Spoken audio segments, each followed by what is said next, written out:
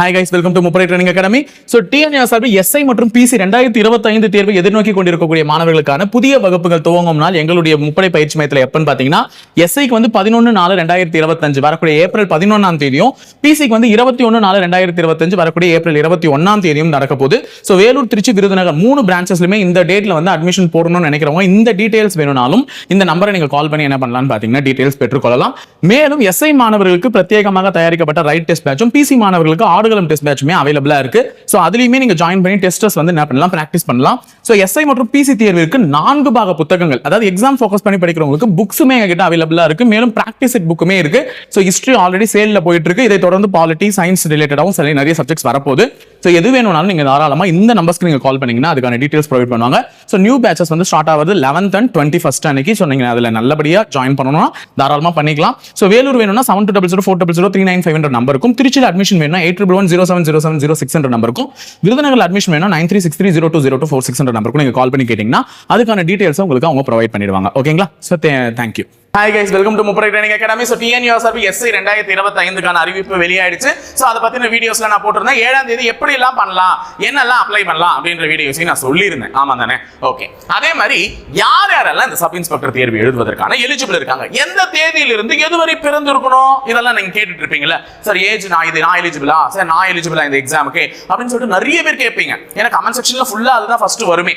So நீங்க எலிஜிபிளா, நீ இந்த தேர்வு எழுதுவதற்கான எலிஜிபிள் இருக்கியா அப்படின்றத வந்து நான் கண்டுபிடிக்கிறதுக்காக தான் இன்னைக்கு இந்த வீடியோ போட்டிருக்கேன். சோ தயவு செஞ்சு இந்த வீடியோவை ஸ்கிப் பண்ணாம பாருங்க. நிறைய விஷயத்தை தெரிஞ்சுப்பீங்க, நிறைய வந்து என்ன பண்ணலாம் பார்த்துக்கலாம். அதே மாதிரி எங்களுடைய அகாடமில வந்து TNSRB SI மற்றும் PCக்கான புதிய வகுப்புகள் எப்ப துவங்க இருக்குதுன்னு சொல்லிட்டு ஆட்லயே நீங்க பார்த்திருப்பீங்க. சோ SIக்கு 11th அன்னைக்கும், PCக்கு வந்து 21 அன்னைக்கும் வந்து 21st அன்னைக்குமே என்ன பண்றாங்கன்னு பாத்தீங்கன்னா நியூ பேட்சஸ் வந்து வேலூர், திருச்சி and விருதுநகர் 3 கேம்பஸஸ்லயுமே தொடங்கி ஸ்டார்ட் ஆகி போயிட்டு இருக்கு. சோ இணைய விரும்பும் நபர்கள் அந்த கன்சர்ன் நம்பர்ஸ்க்கு நீங்க கால் பண்ணி கேட்டீங்கன்னா அதுக்கான டீடைல்ஸ் வந்து உங்களுக்கு ப்ரொவைட் பண்ணுவாங்க.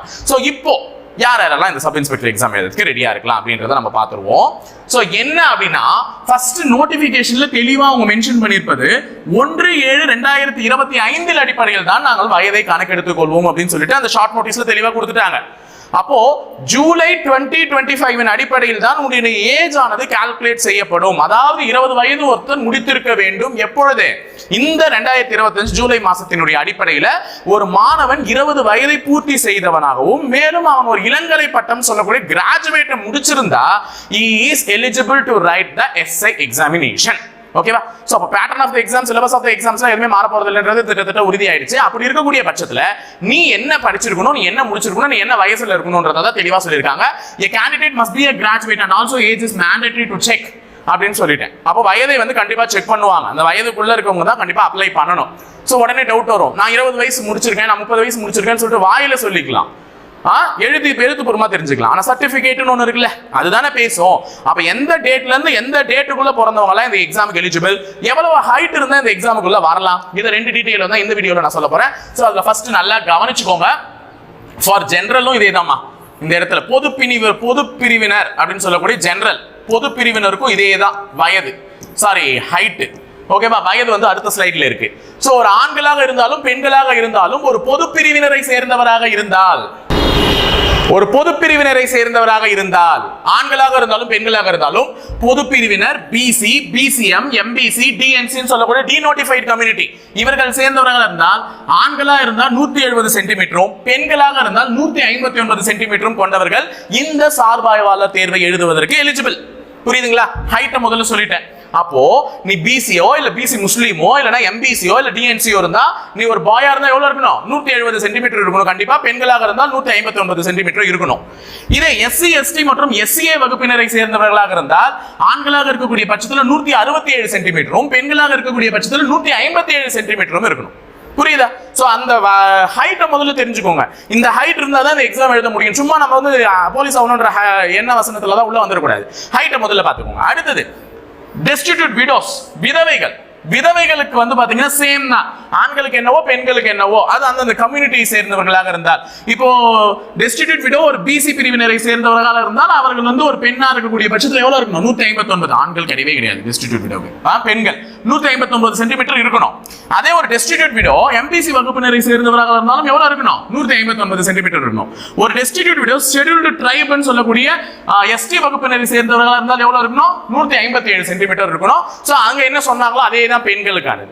அதே மாதிரி மூன்றாம் பாலினத்தவரான டிரான்ஸ்ஜெண்டருக்கும் பெண்களுக்கு என்ன ஹைட் உச்சவரம்பா நிர்ணயிச்சிருக்காங்களோ அதே தான் சரிப்பட்டு வரும். ஓகேங்களா? சோ அப்ப இது எல்லாமே தெரிஞ்சிருச்சா? First height. அடுத்தது எக்ஸ் சர்வீஸ் மேனுக்கு வந்து எக்ஸம்ப்டட். ஹைட்ல வந்து தாலுக் எஸ்ஐல மட்டும் எக்ஸம்ப்டட். இனி ஃபிங்கர் பிரிண்ட்டுக்கும் டெக்னிக்கலுக்கும் செக் பண்ணுவாங்க. ஆனா தாலுக் எஸ்ஐல உங்களுக்கு ஹைட் அண்ட் செஸ்ட் மெஷர்மென்ட் கிடையாது. You guys are exempted. ஓகேவா? டெக்னிக்கல் எஸ்ஐக்குலாம் தாலுக் எஸ்ஐக்குலாம் எக்ஸ் சர்வீஸ் மேனுக்கு எக்ஸம்ப்டட். சோ இது வரைக்கும் தெரிஞ்சிச்சா? ஃபர்ஸ்ட் ஹைட்ல கிளாரிஃபிகேஷன் எடுத்துக்கோங்க. ஏன்னா பல பேருக்கு ஹைட்டே இல்லாம நம்ம வந்து ஆயிடுவோமா அப்படின்னு சொல்லிட்டு சந்தேகம் வரும். அடுத்ததுதான் வயதுக்கே போகணும். ஓகேவா? வயது இந்த தேதிக்காரவங்கள்ல இருந்து இந்த தேதிக்காரவங்களுக்குள்ள பிறந்திருக்கணும்ப்பா. அதுதான் ஃபர்ஸ்ட் ஜெனரல். பொது பிரிவினரை சொல்லிடுறேன் பாருங்க, நல்லா கவனிச்சுக்கோங்க. இந்த இடத்துல எழுதியிருக்கேன். இதுதான் யாருன்னு பாத்தீங்கன்னா பொது பிரிவினர் அப்படின்னு சொல்லக்கூடிய ஜெனரல். சோ பொது பிரிவினரா இருந்தீங்கன்னா நீங்க எந்த தேதியில இருந்து எந்த தேதிக்குள்ள பிறந்திருக்கணும்ன்றதை இங்க தெளிவா சொல்லியிருக்கேன். அதாவது 1995ல இருந்து 2005க்குள்ள நீங்க பிறந்திருக்கணும். அதுவும் மாதங்கள் குறிப்பிடப்பட்டிருக்கு. 1995 ஜூலை மாசத்துக்கு அப்புறமாகவும் 2005 ஜூலைக்கு முன்பாகவும் பிறந்திருக்கக்கூடிய ஒருவரால் தான் இந்த தேர்வை எழுத முடியும். புரியுதா? இதுக்கப்புறம் வந்து நான் எலிஜிபிளான திருப்பி கீழே கேட்க கூடாது. ஏமா டிகிரி முடிச்சிருக்கமா, உன் டேட் ஆஃப் பர்த் இந்த 2 டேட்டுக்குள்ள வருதான்னு மட்டும் செக் பண்ணுமா. ஃபார் எக்ஸாம்பிள் நீ 30/6/2004 இது பிறந்திருந்தனா இந்த டேட்டு இதுக்குள்ள வந்துச்சுன்னா நீ எலிஜிபிள். அவ்வளவுதான். புரியுதா? நீ எலிஜிபிள். 30/6/2004 பிறந்திருந்தனா இந்த 2 டேட்டுக்குள்ள தான் இந்த டேட் ஃபாலோ ஆகுது. அப்ப நீ எலிஜிபிள். அது ஃபர்ஸ்ட் புரிஞ்சுக்கோ. உன் டேட் இந்த 2 டேட்டுக்குள்ள வருதா உன் டேட் ஆஃப் பர்த்ன்றத மட்டும் செக் பண்ணிக்கோ. அப்ப 1/7/1995 மேலையும் 1/7/2005 முன்னமும் பிறந்திருக்கவங்க தான் ஜெனரல் பொது பிரிவினருக்கு எலிஜிபிள். இதுவே பிசி, பிசிஎம், எம்பிசி, டிஎன்சின்னு சொல்லக்கூடிய பிசி வகுப்பினர் ஆகட்டும், பிசி முஸ்லிம் வகுப்பினர் ஆகட்டும், எம்பிசி வகுப்பினர் ஆகட்டும், டிஎன்சி வகுப்பினர் ஆகட்டும் 1/7/1993க்கு மேலையும் 1/7/2005க்கு முன்னரும் பிறந்திருக்கணும். சோ இந்த 2 தேதிகளுக்கு இடைப்பட்ட காலத்துல பிறந்தவர்கள் தான் இந்த வகுப்பினரை சேர்ந்தவர்களாக இருந்தால் இந்த சார்பாய்வாளர் தேர்வுகளை எழுதுவதற்கு எலிஜிபிள். அதே மாதிரி எஸ்சி, எஸ்டி, எஸ்சிஏ வகுப்பினரை சேர்ந்தவர்கள் 1990 ஜூலை மாதம் 1990க்கு அடுத்ததும் 2005 ஜூலைக்கு முன்னாடியும் பிறந்திருந்தா அவங்க எலிஜிபிள். இது வந்து எஸ்சி, எஸ்டி, எஸ்சிஏ வகுப்பினரை சேர்ந்தவர்களுக்கு. இதே விதவைகள் வந்து பாத்தீங்கன்னா ஜூலை மாதம் 1988க்கு மேலையும் 2005 ஜூலைக்கு முன்னரும் பிறந்திருக்கணும். எல்லாருக்குமே இந்த எண்டிங் டேட் சேம் தான். ஏன்னா 20 வயது பூர்த்தி ஆகி இருக்கணும்னா அந்த டேட்ல தான் எல்லாருக்குமே 20 வயது பூர்த்தி ஆகி இருக்கும். நான் சொல்றது இந்த முன்னாடி டேட் மட்டும் தான் மாறும் ஒவ்வொருத்தருக்கும். எக்ஸ் சர்வீஸ் மேன் ராணுவத்தை சேர்ந்த ராணுவத்திலிருந்து வெளியே வந்தவர்கள் அவர்கள் வந்து 1978க்கு மேல பிறந்திருந்தா அவங்க எலிஜிபிள். ஓகேவா? இந்த டேட் இதுக்கு எக்ஸாம்பிளுக்கு எழுதுங்க, அதை எதுக்கு எடுத்துக்காத. இது வந்து 1978க்கு மேல பிறந்திருந்தா அவர்கள் எலிஜிபிள். ஓகேங்களா? சோ அப்ப இந்த விஷயத்தெல்லாம் தெளிவுற சொல்லிட்டேன். இது வந்து அதுக்கு அடுத்தது கமெண்ட் பண்ணி எனக்கு இது வருமா அது வருமானலாம் கேட்காதீங்க. இந்த டேட்டுக்குள்ள பிறந்திருந்தா நீங்க எல்லாருமே என்னது எலிஜிபிள். இந்த எக்ஸாமை அட்டெண்ட் செய்வ இந்த சார்பாய்வாளர் தேர்வை எழுதுவதற்கு நீங்க எல்லாம் எலிஜிபிள். அப்போ எந்தெந்த கம்யூனிட்டியை சேர்ந்தவங்களுக்கு என்னென்ன டேட்டுக்குள்ள பிறந்திருந்தா எலிஜிபிள் இந்த வீடியோ மூலமா ஹைட் அண்ட் டேட்ல கிளாரிபிகேஷன் பண்ணிட்டேன். சோ வயதையும் சொல்லியாச்சு, டிகிரியும் சொல்லியாச்சு, உயரமும் சொல்லியாச்சு. இதுதான் ஒரு சார்பாய்வாளர் தேர்வு எழுதக்கூடிய மாணவர்கள் முதலில் நோட் செய்ய வேண்டியது. இதை நீங்க பாத்துட்டீங்கன்னா ஓகே ஃபைன்.